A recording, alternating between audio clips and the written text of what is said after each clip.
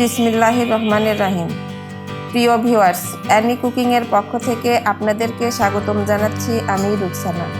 ঈদ উপলক্ষে আজকে বানাতে যাচ্ছি রাজকীয় স্বাদে শাহী জর্দা সেমাই। Let's get started.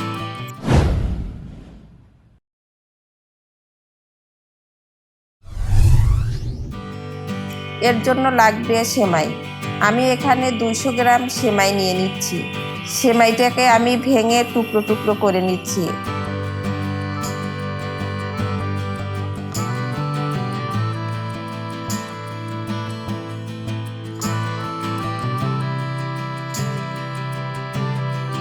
এখন আমি চুলায় প্যান দিয়ে প্রথমে 2 চামচ ঘি দিব।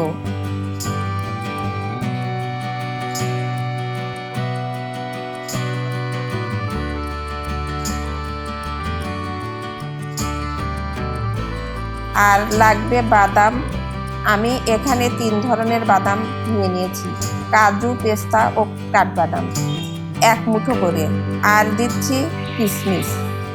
ঘি গলে গেলে তাতে আমি দিয়ে দিব বাদাম। যত বেশি বাদাম হবে ততই খেতে খুব ভালো লাগবে।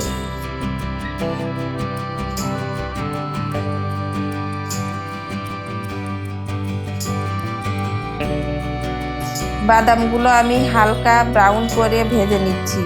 এটাকে আমি তুলে নিচ্ছি। লাগবে চিনির শিরা, তার জন্য 1 কাপ দিলাম পানি আর 1 কাপের একটু কম দিলাম চিনি।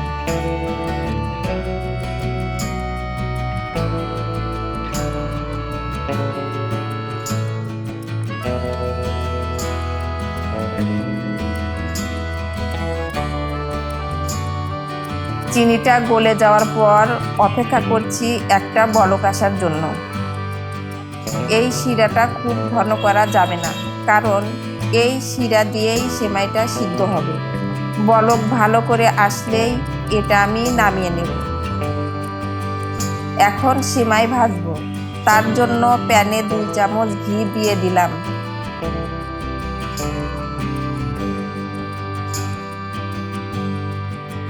ঘি গলে যাওয়ার পরে দিয়ে দিব সেই ভেঙে রাখা সেমাই। আমি পুরোটাই এখানে দিয়ে দিচ্ছি।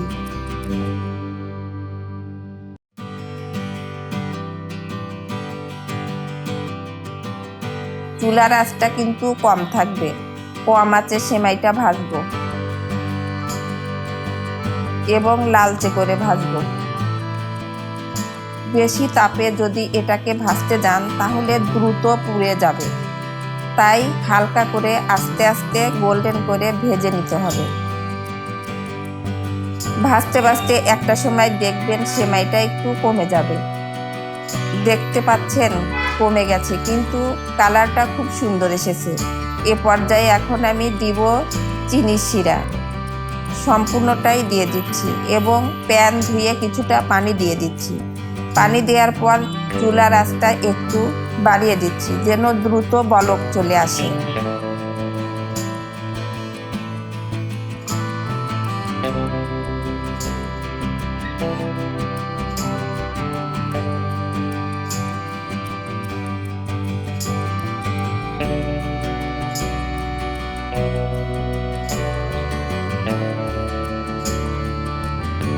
বলক চলে আসলে আবার চুলার আঁচ কমিয়ে দেব। এ পর্যায়ে দিব একটু এলাচ গুঁড়া। এলাচটা ভেজে বেটে নিতে হবে, তাহলে সুঘ্রাণ পাবেন।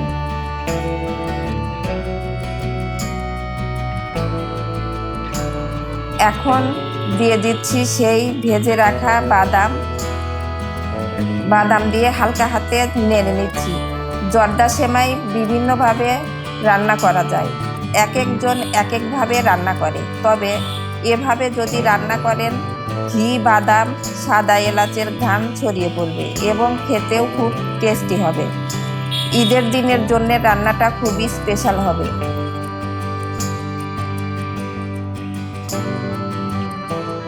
আমার রান্না শেষ।